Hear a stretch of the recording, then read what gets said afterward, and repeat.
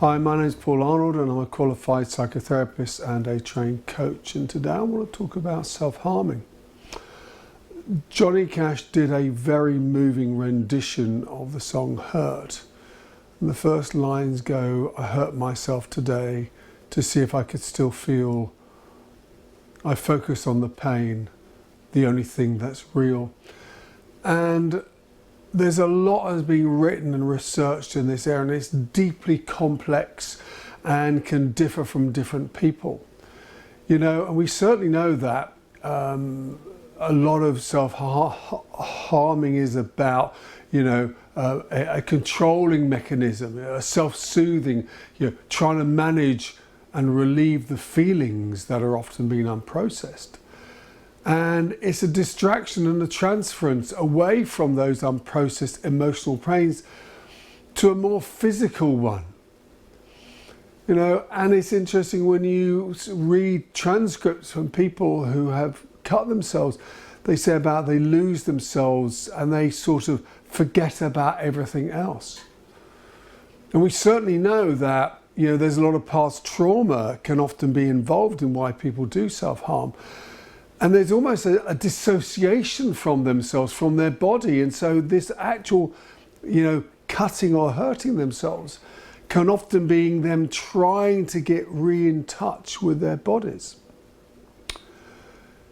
It can also be, as we know, a form of control and can be a form of self-punishment, not being happy with the person who they see themselves to be. And a lot of research would suggest it's an alternative means of communication. It's actually shouting out at a time when they can't shout out for themselves. Others talk about being a signature, a marking of themselves, saying, "This is me, this is my flawedness." And the scarring is an autobiographical witness of their struggles. But the trouble with all this is the cutting or the self-harming doesn't deal with the fundamental root cause. What we're actually seeing is, and it can often become quite ritualistic and quite addictive. Why? Because sure, it gives temporary relief, but actually it's very often the wrong answer to a complex problem.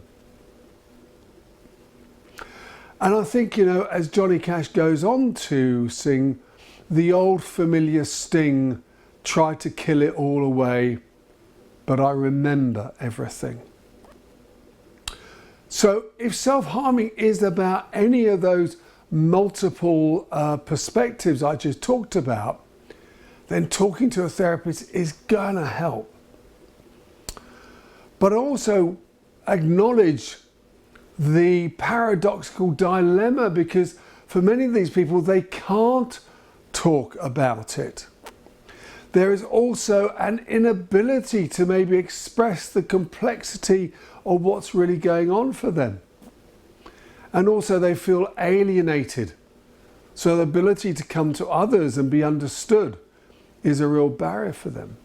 But if they have the courage to do that, then I really believe that psychotherapy can play a major role. Because one of the things we're going to be doing is we're going to be in a non-judgmental space with them.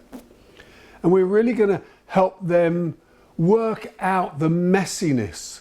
And trust me, through the patience, it will all come out and eventually we'll all be able to make sense of it.